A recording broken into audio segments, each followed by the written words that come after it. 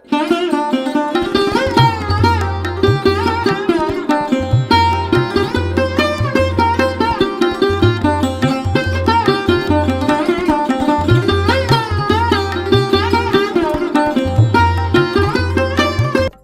বন্ধুরা, তনুশ্রী রান্নাঘরে আপনাদের সকলকে স্বাগত জানাই। আশা করছি আপনারা সকলে ভালো আছেন, সুস্থ আছেন। তো আজকে আবারও চলে এসেছি একটি নতুন রান্না নিয়ে, সেটা হচ্ছে লাল শাকের চচ্চড়ি। আপনারা সকলেই আশা করছি লাল শাক তো সবাই চেনেন, আর লাল শাকটা হচ্ছে সবার শরীরের পক্ষে ভীষণ উপকারী। এতে বিভিন্ন আমাদের শরীরের জন্য বিভিন্ন উপকারী উপাদান এই লাল শাকের মধ্যে থাকে।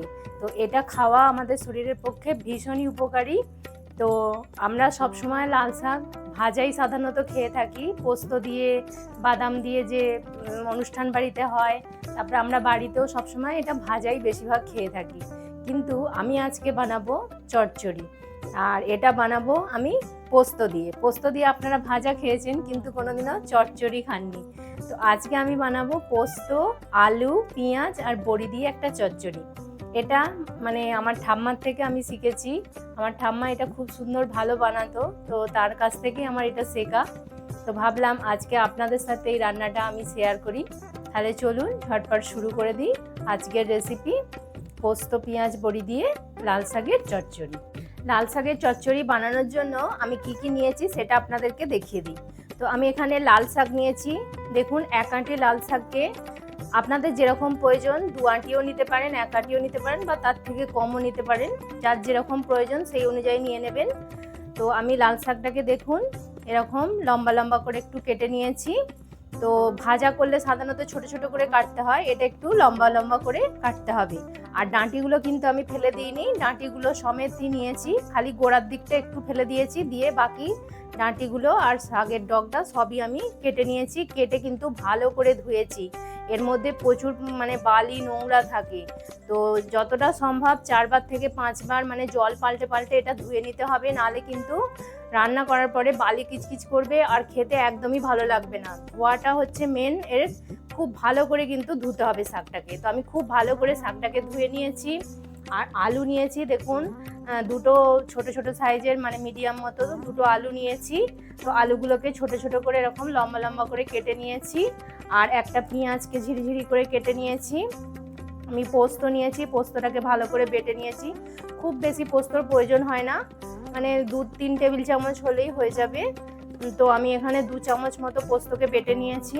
আর নিয়েছি বিমলির ডালের যে বড়িগুলো হয় সেই বড়িটা নিয়েছি কিছুটা।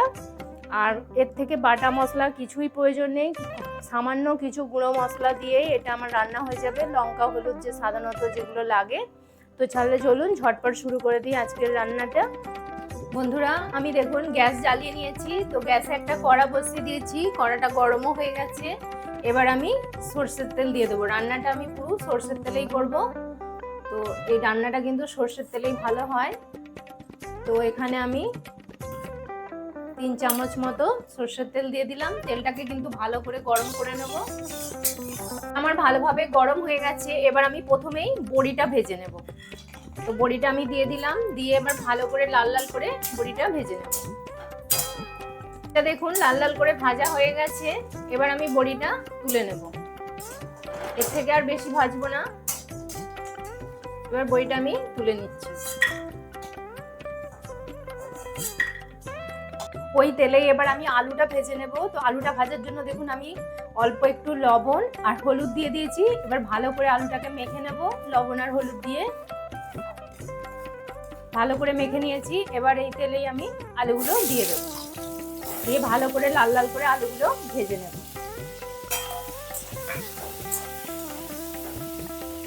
দেখুন ভালোভাবে লাল লাল করে ভাজা হয়ে গেছে।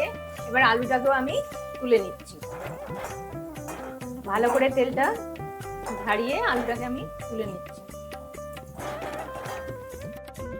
ওই কড়াতে আমি আরো 1 চামচ তেল দিয়ে দিলাম। খুব বেশি তেল দেওয়ার কিন্তু প্রয়োজন নেই। এবার ওই তেলে আমি একটু ফোড়ন দিয়ে দেবো। তো ফোড়নের জন্য আমি একটু 5 ফোড়ন আর একটু জিরে নিয়ে নিয়েছি। এবার তেলে দিয়ে দিলাম।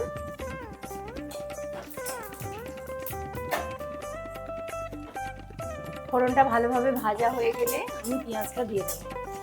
দেখুন ফোড়নটা আমার ভাজা হয়ে এসছে, খুব সুন্দর একটা গন্ধ বেরিয়েছে আর লাল লাল মতো হয়ে গেছে। এবার যে পেঁয়াজটা কাটা ছিল ঝিরিঝিরি করে এবার পেঁয়াজটা আমি দিয়ে দিচ্ছি।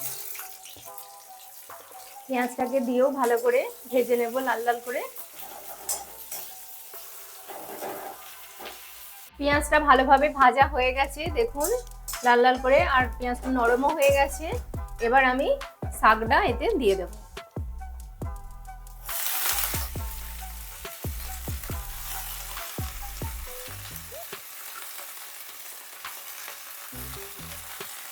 শাকটা দিয়ে ভালো করে আমি পেঁয়াজের সাথে মিশিয়ে নেব।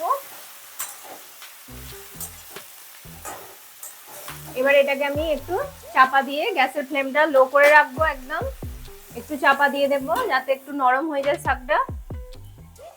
খুলে নিচ্ছি থালাটা, দেখুন কতটা শাকটা নরম হয়ে কমে গেছে। এবার আমি এতে কিছু গুঁড়ো মশলা দিয়ে দেব।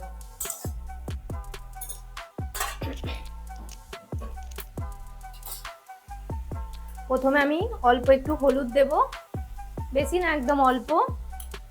স্বাদ অনুযায়ী লঙ্কা গুঁড়ো দিয়ে দেবো, আপনারা যেরকম ঝাল পছন্দ করেন সেই অনুযায়ী দিয়ে দেবেন। আমি 1 চামচ দিলাম। লবণ দেব, লবণ যেহেতু আমি আলু ভাজার সময়ও দিয়েছিলাম সেই জন্য আমি এখন অল্প লবণ দেব। আর দেব একটু চিনি, যে কোনো শাকে অল্প একটু চিনি দিলে শাকের স্বাদটা কিন্তু ভালো হয়। আমি অল্প একটু চিনি দিয়ে দিলাম। দিয়ে এবার আমি আলুটাও দিয়ে দেবো এর সাথে, দিয়ে এবার হালকা একটু জল দেব, দিয়ে ভালো করে এটাকে আমি শাক আলু আর মশলাগুলো একসাথে সব মিশিয়ে নেব।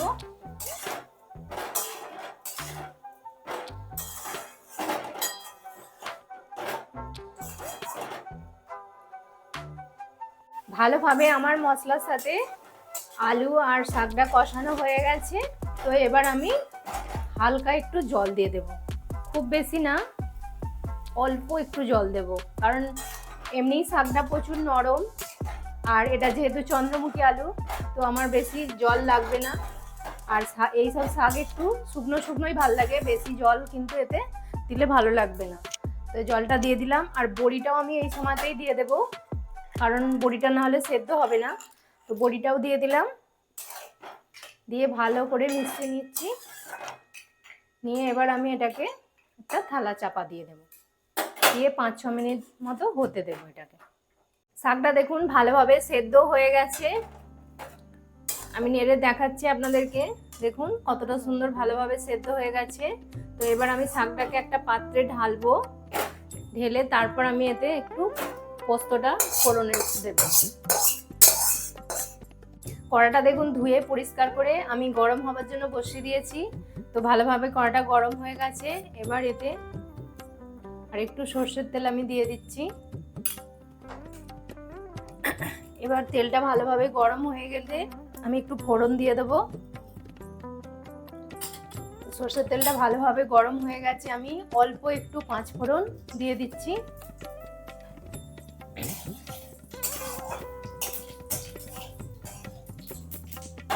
পাঁচ ফোড়নটা ভালোভাবে ভাজা করে নিতে হবে একটু। দেখুন ভালোভাবে ভাজা হয়ে গেছে, লাল লাল হয়ে গেছে। এবার যে পোস্তটা বেটে রেখেছিলাম আমি পোস্তটা এবার দিয়ে দেব।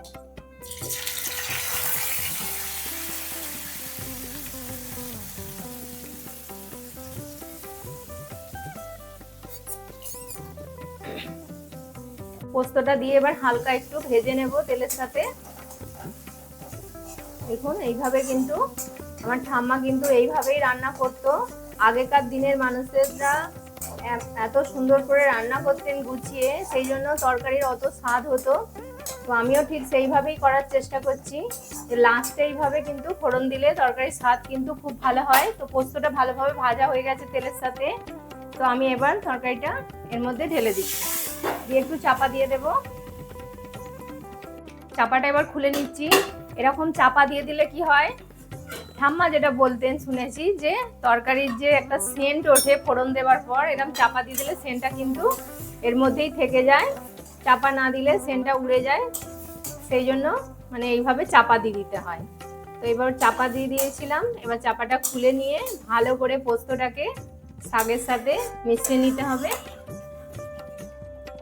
এইভাবে একবার করে দেখবেন, দুর্দান্ত হয় কিন্তু এই চচ্চড়িটা খেতে। এইটা দিয়েই মানে এক থালা ভাত খাওয়া হয়ে যাবে, এতটাই ভালো খেতে হয় এটা।